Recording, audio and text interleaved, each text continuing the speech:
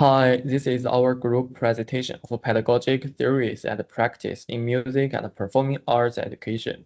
In this presentation, we want to specify the definition of pedagogy, introduce three important pedagogic theories, and explore practical applications in music and performing arts education. So the first question is, what is pedagogy?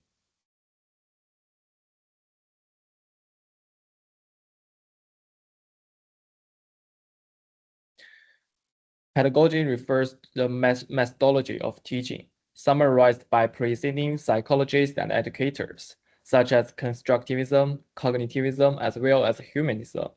The definition of pedagogy in Oxford Dictionary is that a method and practice of teaching, especially as an academic subject or a theoretical concept. The Cambridge Dictionary explains this word as the study of method and activities of teaching, while the Collins Dictionary explains as the study and theory of the methods and principles of teaching. In a word, pedagogy is a combination of theories and practice of teaching.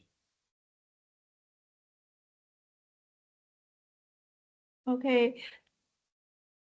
Question 2, the importance of theoretical teaching in education.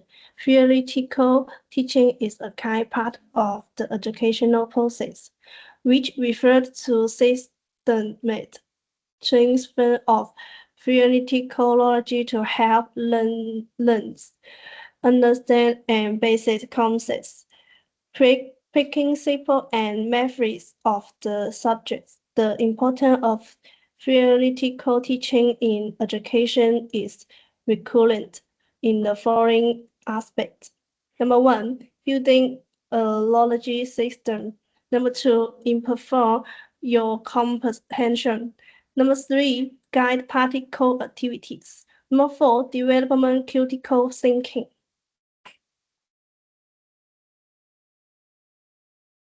And the third question is brief overview of our key pedagogical theories. Our brief overview of key pedagogical are behavior science, humanism, and quantitative. First, I want to talk about the one of learning theories.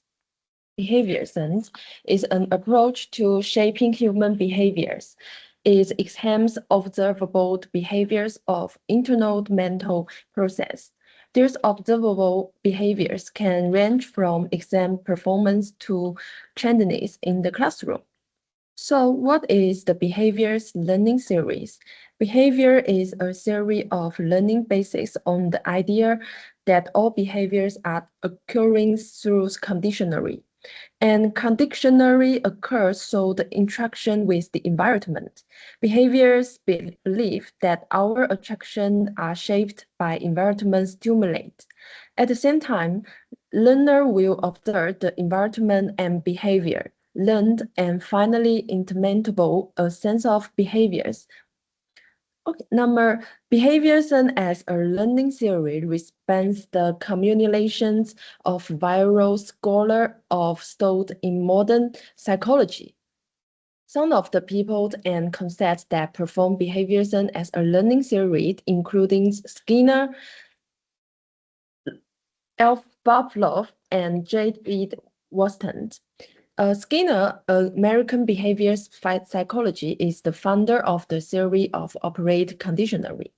Skinner has a famous experience is Skinner landmark involve placing a lab rod in an operant conditionally, scamper or Skinner box. Outfitting with a lever or button, the animal could press the lever and button to receive food. Those two responses, food and shock, are known as responses and punishment. Respectively, Skinner found the animal were too prone to push the lever will then recede. And Skinner argued that the subject behavior depends on the stimulate that followed it. In operant conditionally, subject receives positive and negative reformance. And move on is the Elva Pavlov. He is a Russian psychology, he decided an experiment to tie the presence of food with the ringing a bell. The dog began to associate the bell ringing with the arrival for food. And the next is the Iverworsten show the classical conditionary applied to animal. And the Isold also applied to humans in a famous sold ethically diverse experiment. John B. Watson and Reliable showed it did. Next, the strategies of behavior science in teaching. Teacher can implement behavioral learning strategies technique in their classroom in many ways, including the six type. First is positive reinforcement. Behaviors classroom united positive reinforcements regularly. This can be in the front of verbal reinforcement and prize, reward system at private and more. Number two is jewelry. Teacher may practice skills using grid painter to help students see the repetition and reinforcement that behavior learning theory use. Three is text analysis. Teachers can use a question as a stimulate and answer as a response, gradually getting harder with questions to help students. Next is student feedback. Give student feedback in time. That is because a quick turnaround create a stronger relationship between the behavior within the paper and the reinforcement, recruiting the feedback. Next is shaping. Similar to reward system, shaping is a behavioralist technique in which teachers graduate reforms behaviors that approximate the desired outcomes. The last one is the modeling. Teacher can display the behaviors that want student to adopt, showing rather than telling student how to behave. Student often imitate the behaviors they observe, especially those displayed by a announced figure like teacher. Now, there are the how to apply behaviors and teaching strategies in the classroom. And here are some strategies. First is the opposition conditionary, and there have 4 punishment or reinforcement. Now let's see the video to show the behaviors and learning theory in the classroom.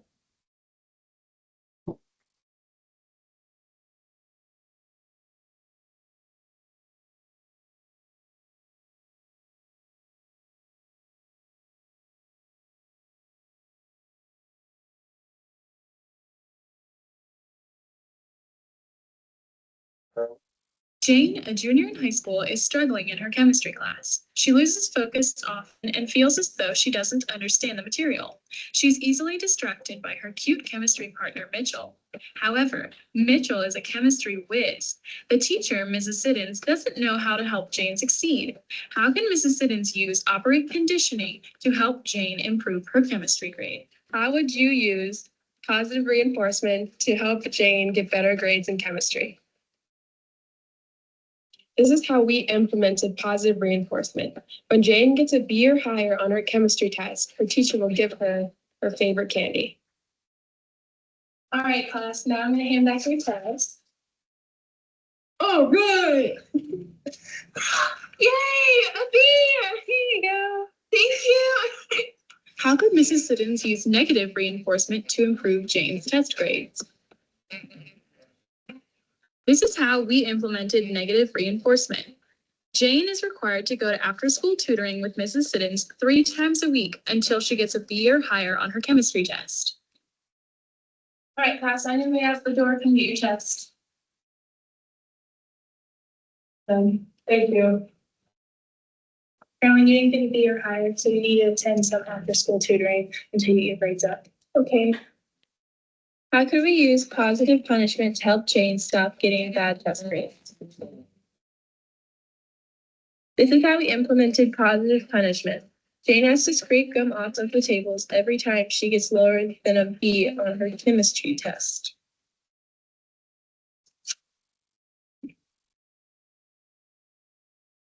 How could we use negative punishment to help Jane stop getting bad test grades?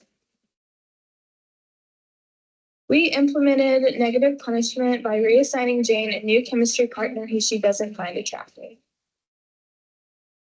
Caroline, you've been assigned to a new chem partner.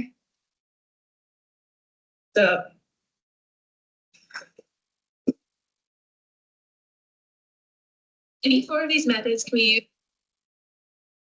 And this video show the negative and positive punishment and reinforcement. Now let's see the second videos, and it show the teacher how to use this efficient to help students to move on.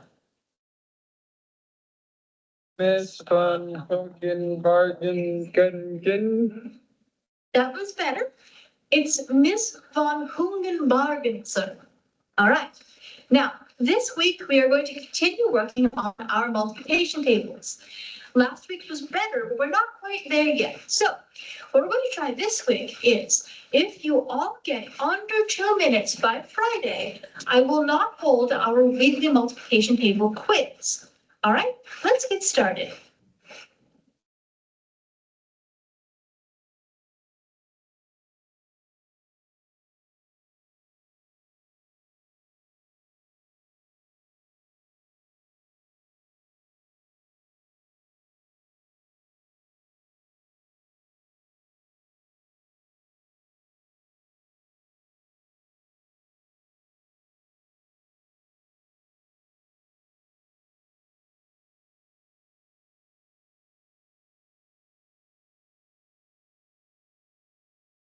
And next is the week 4. You can show the teachers different types. Done.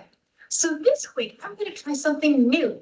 So last week, we were working on multiplication table, and this week, we're going to continue because I think we can get it this time. So what I'm going to do is, if you all get it under 2 minutes, we're going to have a pizza party on Friday. All right?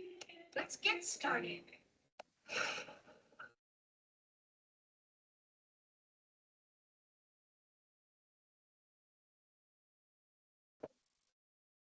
So this video show the different type with the teachers, the negative and positive behaviors, and it helps students like more different type. So it's acquired for operation conditional read is positive improvements and negative. Also, there is the need to teacher have behavior sense, student feedback, reward system, shaping style of class, and modeling. Now, let's move on to the behaviors and the criticisms.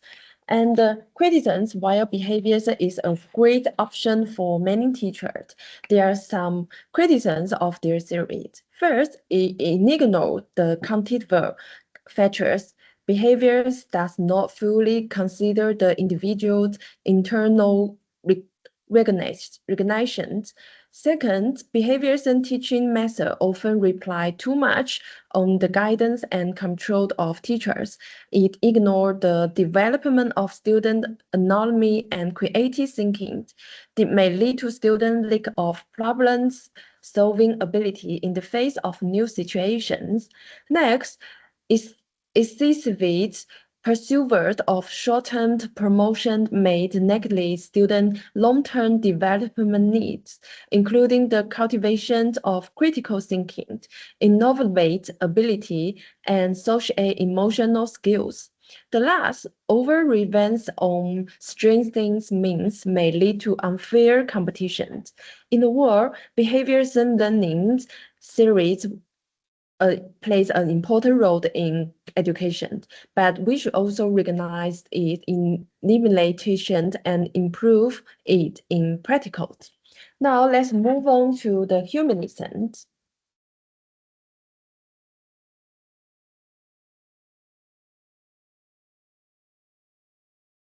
Okay, I can speak humanism. Humanistic teaching theory is a kind of human-centered educational theory which advocates paying attention to student individual needs, emotional experience, and self-realization. Humanism believes that everyone has unique potential and education should help students realize their inner potential, focusing on their overall development, especially the development of mental health, self-esteem, and self-confidence. The representative of humanistic teaching theory, Psychology, one of the founders of humanistic psychology, proposed the concept of student-centered teaching. He believed that education should respect students' individual difference, create an environment of acceptance and understanding, and let students learn on their own, which teachers act as guide within the indoctrination.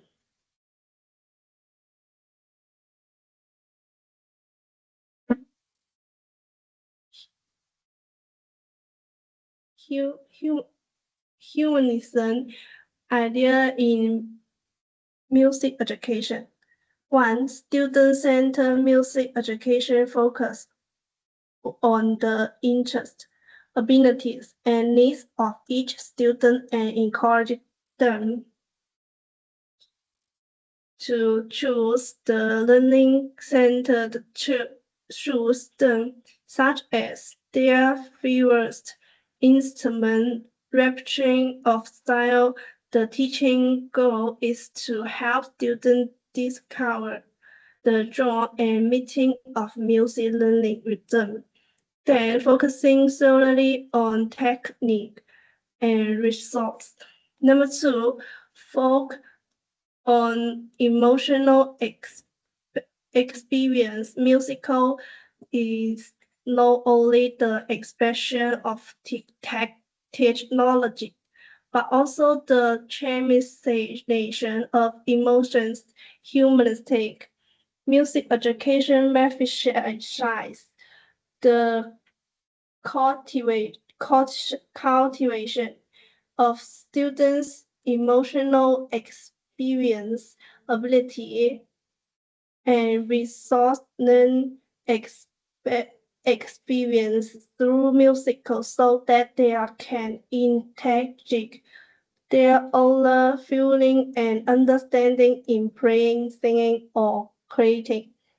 Number 3, encourages creativity and autonomy. Humanists are content that everyone has unique creative potential, and music education can encourage students to explore and innovate through improvisation, competition, arrangement, and other ways, so that they can experience the fun and musical creation.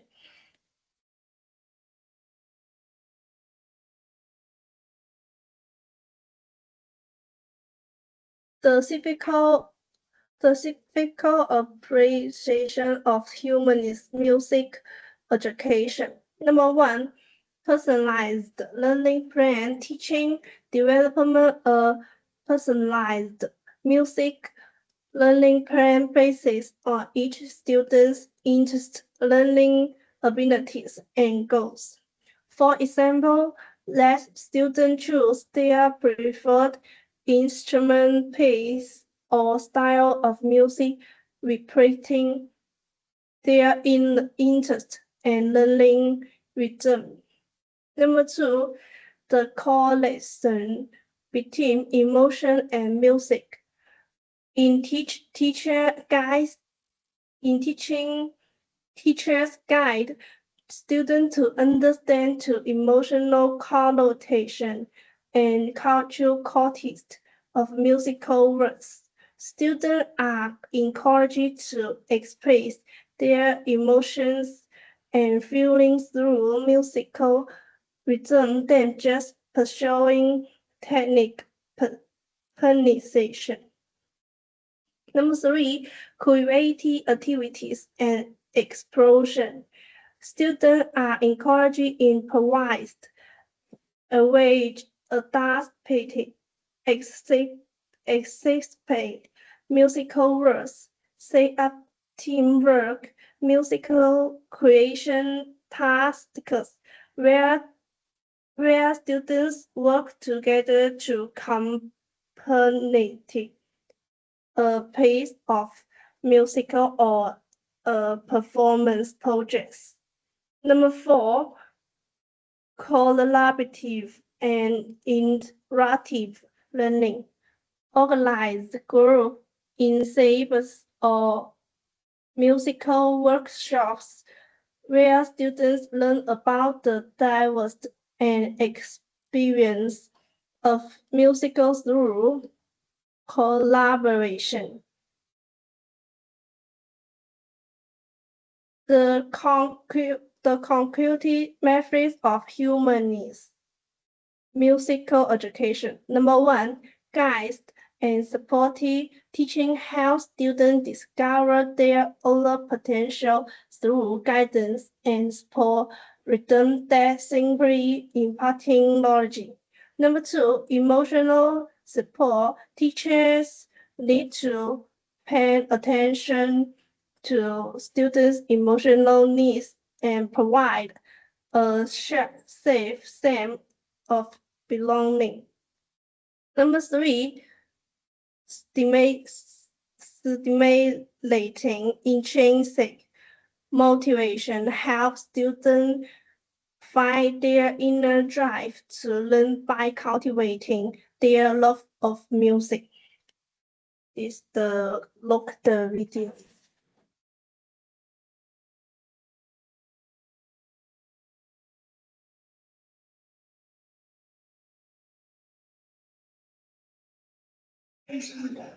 Okay, I'm going to start, and it's going to be next, and I'm going to go all the way around. Okay, here we go.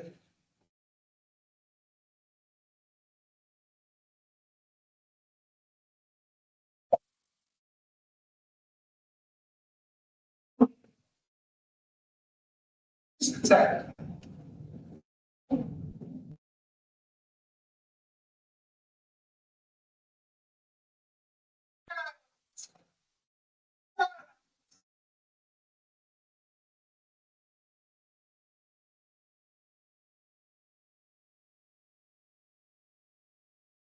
Thanks, Peter.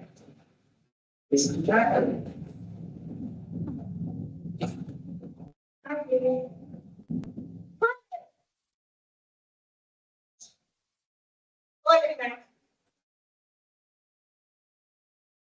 Nora. Excellent. Tempo, we're going to do our favourite colour. Direction, here we go. Okay.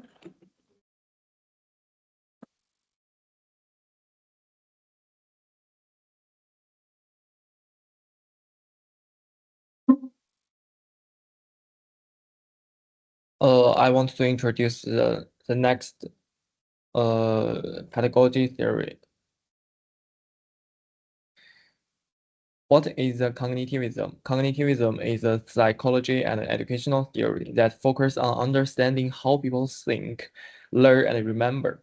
It emphasizes the role of internal mental process, such as perception, memory, and problem solving, and in acquiring knowledge and skills.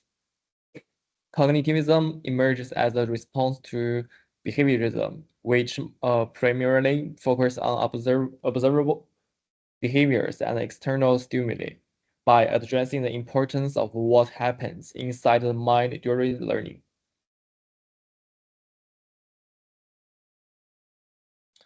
The prominent thinker and representative of cognitivism is Jean Piaget. He proposed new information should build on pre-existing knowledge, so that we need to further know about our learners. Learning points should be broken down and sequenced in a logical order to convey. We should build on opportunities to question learners in order to challenge existing ideas or understanding,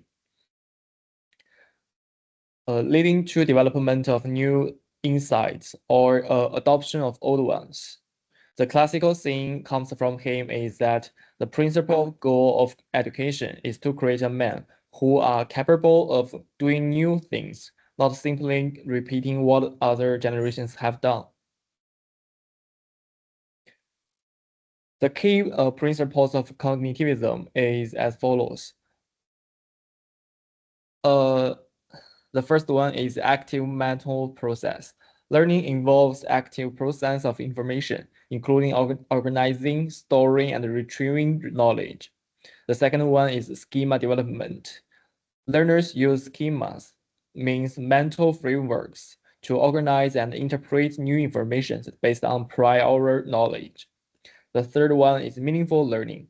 New information is more effectively learned when it's connected to existing knowledge in a meaningful way. The fourth one is problem solving and critical thinking. Learners actively emerge in solving problems and applying logical reasoning during the learning process. And the last point is feedback and reflection. Effective learning involves receiving feedback to adjust an understanding and reflecting experiences to deepen comprehension. So if we want to apply cognitivism principles to music education, the following items could be referred. Firstly, we can breaking down complex knowledge into manageable parts for students to better comprehension. And then we can use memory as a tool. The third point is we can encourage students nurture problem solving and critical thinking by completing assignments and immediate reflection. The fourth point is we need let students make sense the learning process so that they could study more actively. That's a continuation of mental cognition, which means the conscious of awareness itself. The last point is, as far as we know it, interest is the best teacher. Thereby, the proactive learning is significant. The next page is a pyramid diagram to illustrate the order. Think from low to high. Remember is the basic level, while create the supreme thinking level. From the perspective of constructivism, of cognitivism, we should encourage students to follow this order from low to high.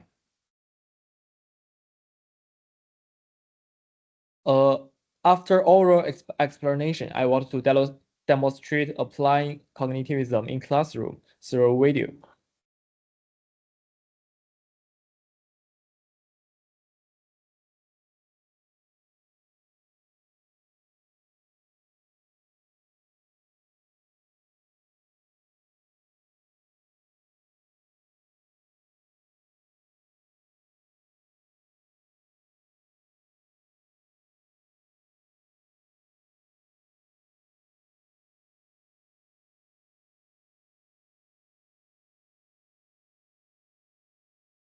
Relating new information to previous learned information. Good morning, class.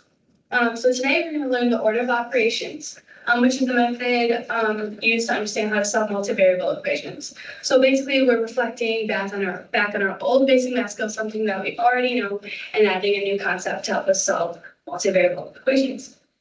So for this, we use the order of operation, an acronym called PEMDAS. PEMDAS is an acronym used to help us remember the order in which we do solve the equation. So P stands for parentheses, E exponents, M multiplication, D division, A addition, and S subtraction. As long as you can remember this order, you can solve any multivariable equation. So let's try an example.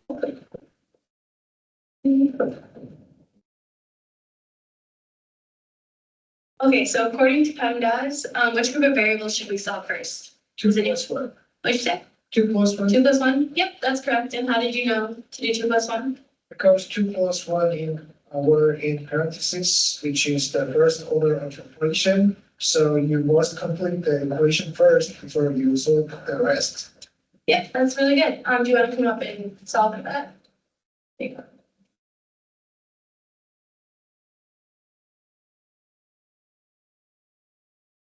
Good. Now would another student like to come up and do the next step and explain to the class? Yep. Yep.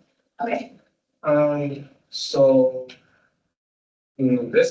once we get to this step, it's pretty similar to the concept we learned before. So basically we have two simple math problems, so we just have to put them into simple math problem for us to understand better.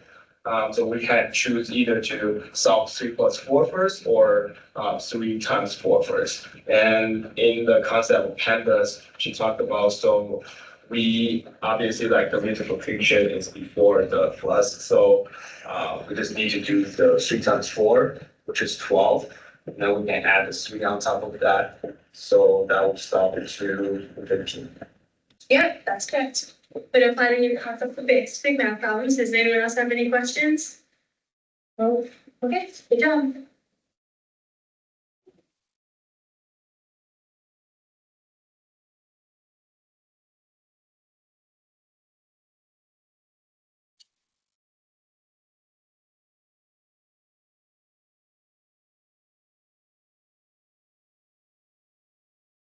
As we can see in this video, the teacher breaks down the knowledge into several steps. The students link the new method with the prior skills. So it's a practical example of cognitivism.